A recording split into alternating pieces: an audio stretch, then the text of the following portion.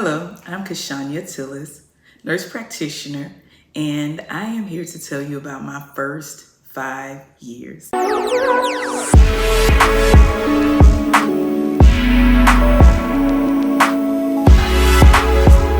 First of all, thank you so much for joining. I am the owner and proprietor of Cashoyna Speaks, a mentoring service for nursing professionals. Who am I? I'm a woman who has been in the profession for many years, and I've had many challenges and overcome many challenges. And I want to share with you about the first couple of years. And I hope that you can grab some information, grab some tips, grab some encouragement from what I share with you. I'm going to share some funny things, some challenging things, some growth points, some things that really knocked me off my feet as well. So stay tuned. This series will run over probably the next month or so, because I really just want to share what those first 5 years look like. So when it's time to stop talking and it comes to a natural end, then I'll stop the series. I want to share as much information as possible moving forward. We're going to talk about nabbing boards, landing your first job, and the challenges, the highs and the lows of that. And also I have to tell you about my story of having a challenging preceptor. All right, year one, the beginning, the pre-licensure phase, from pre-licensure to certification. Pre-licensure, so graduated from Prairie View A&M University with my bachelor's in nursing, and then it was time to prepare for boards. In the state of Texas, you can actually apply for or get a job with your board certification pending. So you can apply and get a job with your board certification pending. So let's start with the process for finding a job. So once I graduated, I knew I wanted to be an ER nurse. I'm like, I want to go to the ER, I want to be an ER nurse. And so I started the process of looking for jobs, and I looked specifically for jobs that had residencies or preceptorships, because I wanted to make sure that I had that training on the front end. I'm not one of those individuals that likes to just be thrown into anything.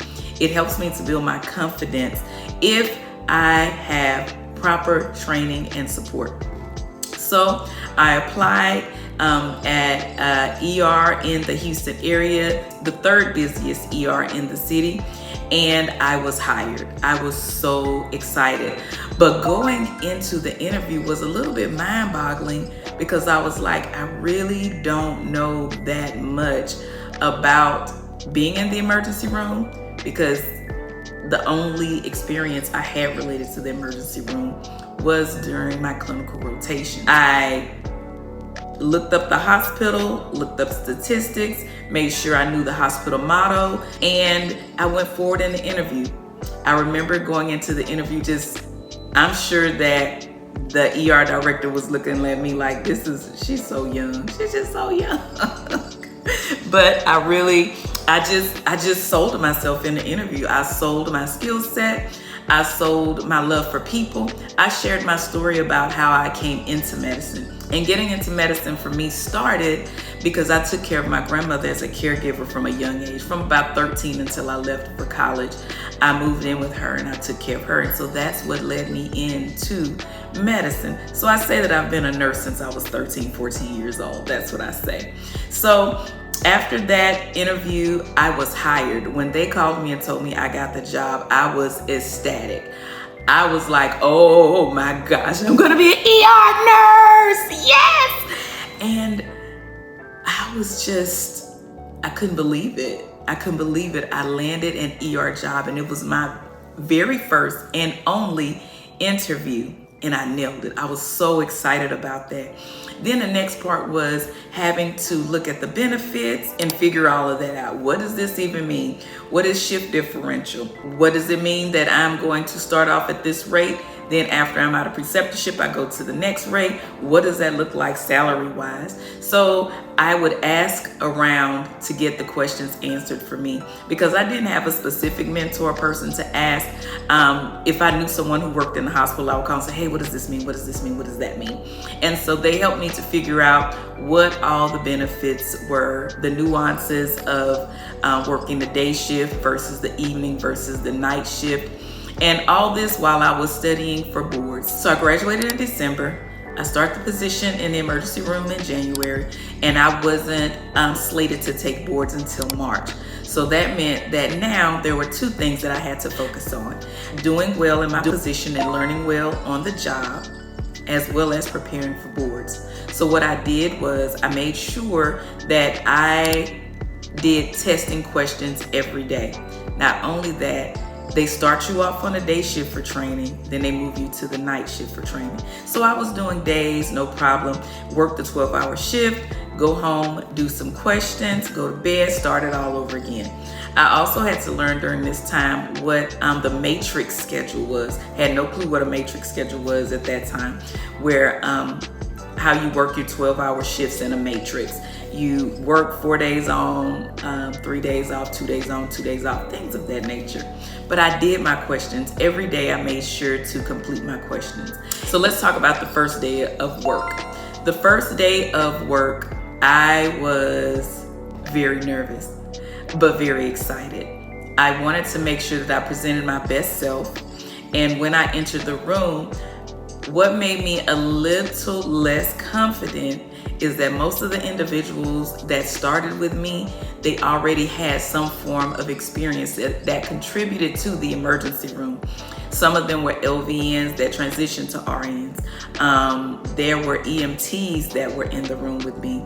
There were RNs who had been RNs in other departments who were transitioning to the ER. So I went in on a high, and once I walked into the classroom with all these people, I felt like, ooh, I'm not quite prepared. A lot of the certification process, many of these people already had their ACLS, where I had to take that PALS, Pediatric Advanced Life Support. They already had that. But me, I had to start that from the very beginning. I did not even know anything about that. Again, I asked questions. So orientation went well. I learned to find my place and be confident where I was. And I kept that mindset of being a learner. I'm coming in as a learner. My goal is to learn and to be the best that I can be. There's nothing else that I can do about what I don't know. But what I can do about what I don't know is I can learn it. And so I started to set those expectations for myself. And setting those expectations was very important for me. So I made it through that first quarter of orientation, made it to boards. Boards was, mind-boggling. Back then, I don't mean to age myself, but back then you had to wait about a week, and you had to call in to boards to see if you passed. You would enter your information, and then they would tell you if you passed. I believe I had between 75 and 85 questions, and it cut off. And I just remember going back to the car and crying, because it's such a relief to get it all completed, but you also don't know whether or not you've passed at that point. There's no indication on the exam after you finish the exam. And you have to wait that full week. And of course, you know that you have to wait a week. I knew that I had to wait a week, but I would still call the board every single day.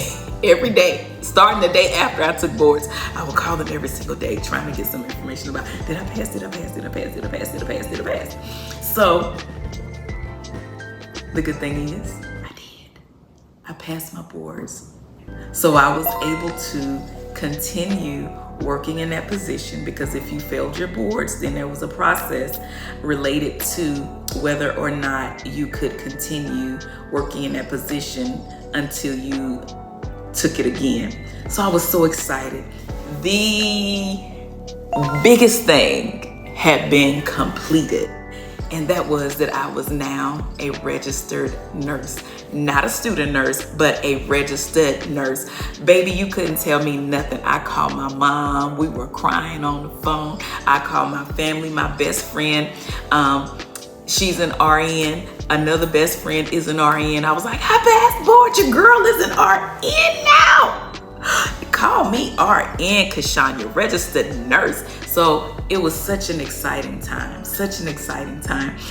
It had its challenges. It had its moments, because you have to really stay focused on what you have to do, especially when you're working and you're studying for boards. You have to really stay focused on what you have to do on a daily basis.